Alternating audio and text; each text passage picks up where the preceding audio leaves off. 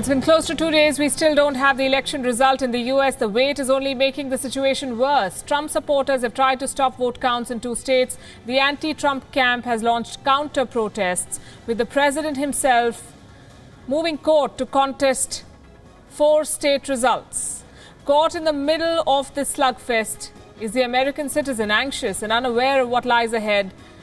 Major cities are deploying police officers for any potential violence, and with the anger on the streets growing, this election result could divide America further.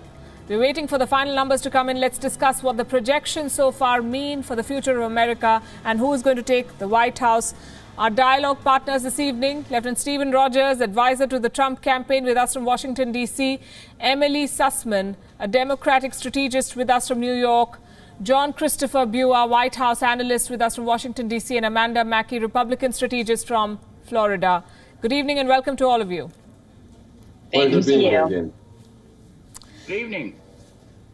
Thank you for making time. Lieutenant Rogers, no American president contesting a second term has gone to the extreme of refusing to leave office, but Donald Trump has made it very, very clear that he will not concede, even when he has a mountain to climb now. Would you say it's only a matter of time before Joe Biden is declared the winner?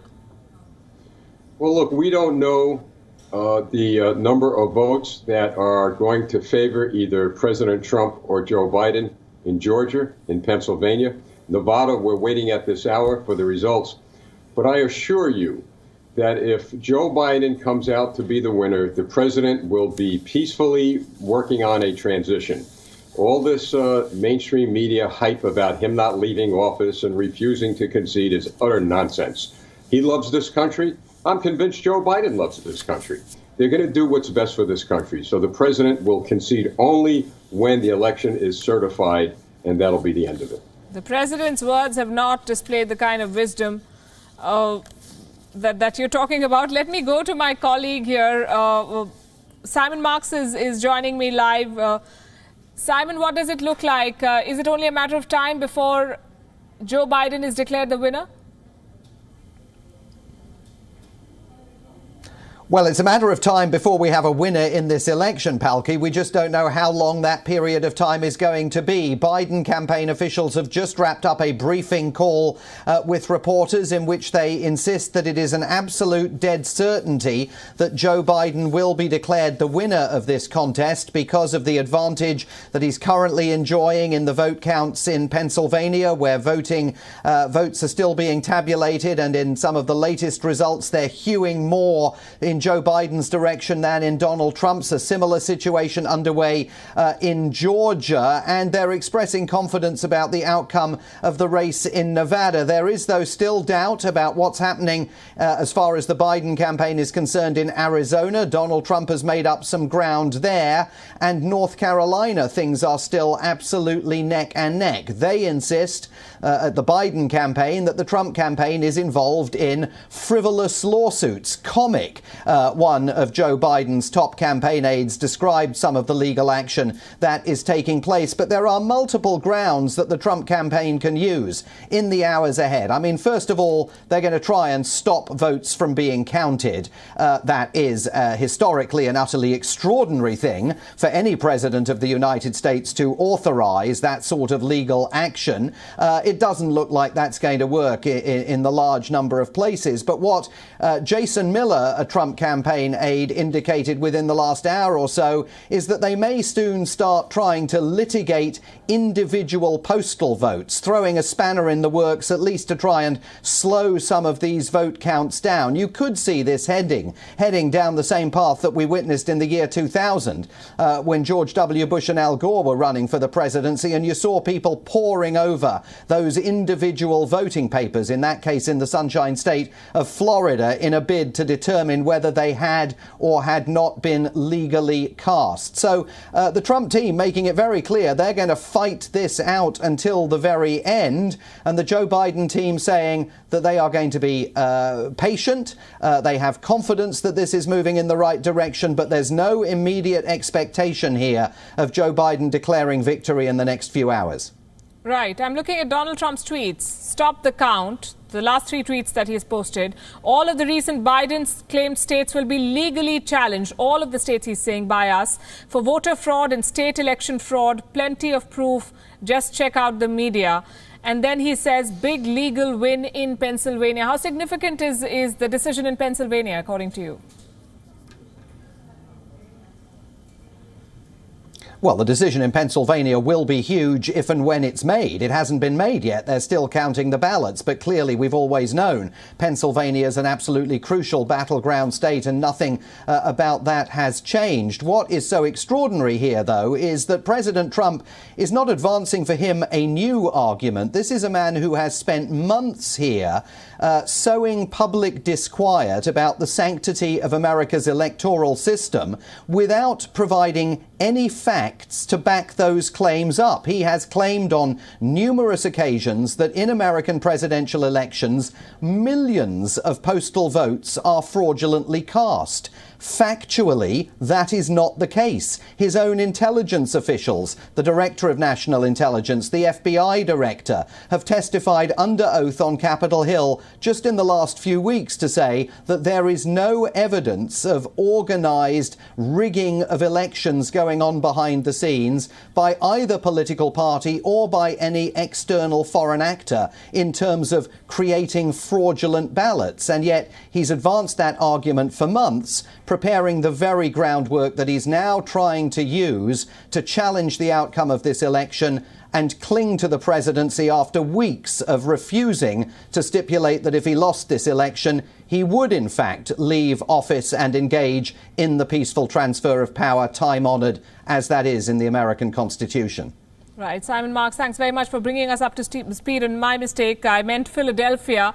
Trump campaign has won the court ruling to gain access to Philadelphia vote counting. I said Pennsylvania. But thanks very much for bringing us that update. John Christopher Buer, 5 states are in play with just Nevada leaning towards Joe Biden. The difference between the two candidates in terms of votes is less than 1%. It is very, very close. And Biden lacks an insurance policy. Why is the Biden camp then confident of a win, according to you? Well, because they see the amazing amount of shift, especially in Georgia. Now, this is my 8th presidential election. I worked on the Bill Clinton campaign, and Bill Clinton was the last Democrat to win Georgia.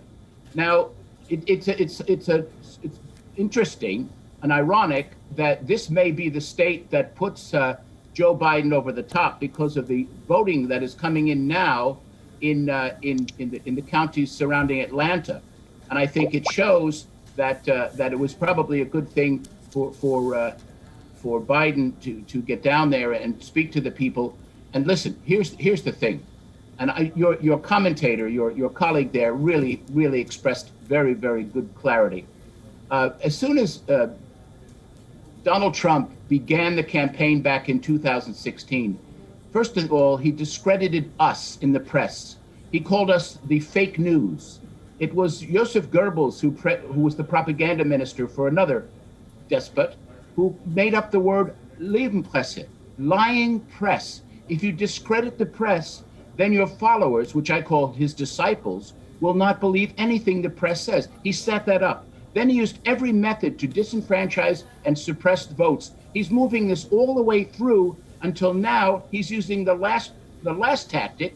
It's questioning the votes, asking the votes not to be counted. These are legally pledged votes. These are votes that count. These are votes that came in either live in the Board of Elections or through the mail, which is perfectly fine and perfectly legitimate. And he'll stop at he will not stop ever until he realizes that his destiny may not be in the White House, but it may be in some other kind of house. Amanda Mackey, I want you to respond to all of this. Trump's lead in Georgia and Pennsylvania, by the way, has dramatically shrunk since yesterday. The margins are very thin, and the pundits are not ruling out a flip in favor of Joe Biden. Now, Donald Trump says he is going to contest every state result where Joe Biden has won. Is he proving to be a preemptive sore loser? I don't think so. I mean, I'm an election attorney. I've done election day work before. I'm just seeing things right now, and I can't believe everything you see on the internet, but if someone says, I filled out this ballot, and look, I took a picture of my ballot, and look, online it says that my ballot was incomplete, how do you marry that with there not being issues? Now, maybe it's not fraud. Maybe there are valid issues. There are so many things that go through with same-day voting. They're saying that 900,000 people, basically, according to the rules in Wisconsin, register to vote on Tuesday for first-time voting. Some of these things just need to be cleared. I think we all want to know and have a good conscience to know that the election was free and fair. And certainly the Trump campaign and the Biden campaign should want that. We should want to know who ultimately was the actual winner. This is the United States of America. This is not a third world country that doesn't know how to have elections and to make sure that they are free and fair. That's just making sure that the legitimacy of every vote counts. And I think President Trump demanding that just as well if Joe Biden wanted to demand that, there would be nothing wrong with that. But these irregularities, these inconsistencies, and certainly if you are saying that, you need to stand 30 feet from a ballot, I've done this work before. You can't be 30 feet from a ballot to be able to actually see what is on the ballot. This is not the Denali mountain range where you can say, okay, well, I can see it from, 30 feet away. You have to be close by. And just seeing what I've seen with boarding up of the inability, creating an inability for the poll watchers to be able to see what's on those ballots, that's just good election work to allow for everyone to be able to see. Everyone who should be, the Republicans and the Democrats, should be able to have their people observing. They're called observers, watchers, for a reason. Indeed. And I think the third world countries you're referring to are probably sitting in judgment of America, because Americans, the system has sort of not held up under the pressure that it has been. But Emily Sussman, Donald Trump seems to be painting everyone as his enemy. The press, the electoral officers, the people who sent mail-in ballots. Is there a possibility that there might actually be some degree of electoral fraud, and the president may have a point? There has never been evidence of that. Not in the years they've been examining it. Look, your reporter colleague exactly right. He's been trying to cast doubt on the results of the election even before it ever happened. Look, our colleague right here was speaking about being an election day attorney. I was, and I'm currently an election day attorney. This Tuesday on Election Day, I was for voters who are having concerns and continue to be monitoring it. And I can tell you that the problems that we had are actually not the problems the president described. I'd say we actually probably do have a third world rate country when it comes to our elections. It's terrible. I spoke to voters in Florida who had registered at a family together, and when they went to go check their registration to vote on Tuesday morning, only half the family was registered. I spoke to people who were standing online peacefully, quietly, 6 feet apart, standing online to vote, and a Trump supporter was going up and down the line coughing on them as a form of intimidation, and they know that it was a Trump supporter because he was wearing Trump paraphernalia. Look, I spoke to voters up and down the country who are having challenges trying to vote. That's what I'm concerned about. And unfortunately, those votes are not going to be counted this year. So yes, every vote should count. Yes, we should take the time. And in fact, that's why Nevada's not releasing their numbers quite yet, because they want to make sure that they don't have what's happening all over the country, in Arizona, in Detroit, which is Trump supporters feeling empowered by the strong words of the president, saying that he does not believe the results, and trying to storm their way in. That is not calm election observing. And they are taking their distrust of the votes that are coming in from the distrust that he has been sowing from the beginning of saying that mail-in ballots are full of right with fraud, which is incorrect, which he should know because actually he has voted by mail before. But as the votes are coming in, the thing that we should be looking for, and the reason the balance is changing, it depends on both where in the state the votes are coming from. So we know that there are Democratic strongholds, we know there are Republican strongholds, and very likely rural counties, which are Republican strongholds right now, report early because they have fewer votes to be counting. And Democratic strongholds, which are cities, are more populated. And so they are going to be counting, they're going to be reporting their numbers later. That just makes sense. They have more votes to count, they're reporting them later, right? And the second piece about why it's important about which kind of votes are getting reported is because of campaign strategy. Joe Biden had a campaign strategy very early on at the beginning of the pandemic to say, look, we're not sure where the pandemic's going to be, and we're not sure if it's going to be safe for people to be showing up on election day, waiting in long lines and voting. Let's have people start to mail in their ballots earlier, right. So they don't have to get online. And the other thing is they also said, we don't know how long the lines are going to be, and not everyone can stand in line, so getting those in. So that's why we're seeing large chunks coming in later that are Biden voters. Right. Lieutenant Rogers, Trump has already moved court in at least 4 states, and now he's said that he's going to challenge the result in every state where Joe Biden has won. Now, at best, these legal challenges can lead to a recount. And between the year 2000 and 2015, America held 4,687 statewide elections. There was a recount in 27 of them, and only 3 resulted in a change of outcome. What does Donald Trump hope to achieve with these lawsuits? Before I answer your question, I need to address something that was said on this broadcast. This is not the time. This is not the time to compare the President of the United States and his criticisms of the press to another time and another place. That's outrageous. If you notice, I've been on your broadcast and others, never criticized Joe Biden. I called him a good American. So this is the time to put all that nonsensical rhetoric away. And this was another guest that said this just a few minutes ago. I just wanted to address that because my blood's boiling over that. Now, with regard to answering your... I'd like to respond to but no, you don't have to. It's my turn. It's my turn. Well, I did not interrupt you. Yes, I will come to you. I will come to you, John. Thank you. Thank you. With due respect. Now, getting back to answering your question. Everything that the president is doing is legal. It is within the Constitution of the United States. Whether he's successful or not, well, we don't know. But as a couple of guests said earlier, and I think they were very right in saying this, we all need clarity. So if at the end of the day it is clear that Joe Biden won, well, then that's the way it is, and we move on as a nation. But I think that it is so important that every mountain be climbed, and if the mountain is not conquered by the president, well, that's the way it is. But he has a right. I believe he should, in some of these close call states, take that position. And look, we might see Joe Biden's team do the same thing if the president flips one of those states. We need to calm down. We need to wait. And let's see. And hopefully at the end of the week, I hope at the end of the day, we'll all see some clarity and move on. The Biden camp has just released a statement saying that whatever Donald Trump is saying is just a misinformation campaign, nothing more than an attempt to distract and delay what is now inevitable. Joseph Biden is going to be the next president of the United States. John Christopher, you wanted to respond. Well, I do, actually. I know that Donald Trump does not want the suckers and losers that are defending our great nation all across the world vote to be counted, because the military vote has 10 days to be counted.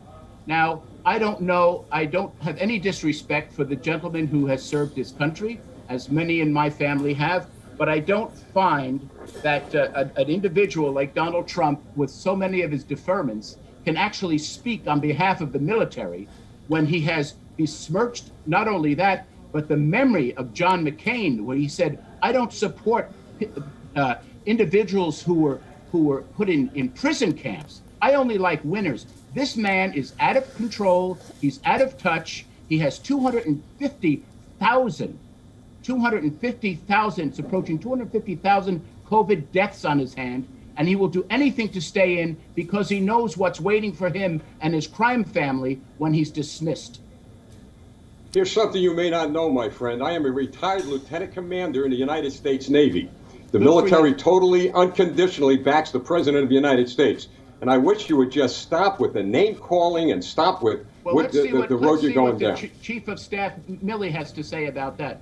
The other thing I wanted to say is, if I may take a few minutes to speak, Donald Trump has put his crony, his Republican fundraiser, Louis DeJoy, as head of the United States Postal Service. And this man is personally responsible for literally ripping postal boxes off the streets of the cities and towns of Washington, D.C. We have no proof of that. The vote. No, I think the campaign is over. The election is over. We should now discuss what is happening next. Let's have reconciliation. Yes. Let me say this. I put forth that we have Truth and Reconciliation Commission when President Biden is in there, and we make sure that all of the people who Donald Trump is going to clear the swamp of, many are in jail, many are waiting to be prosecuted. Let's have them all out, and let's have a trial of the individuals who have smirched. How about we talk about moving forward and healing this country? How about we talk about healing this country and moving forward? Well, let's do that starting now. Yes, I think a good place to start would be having a break, and we'll be back in a couple of minutes, and we'll take this conversation forward. I'll request you all to stay with us. We'll be right back.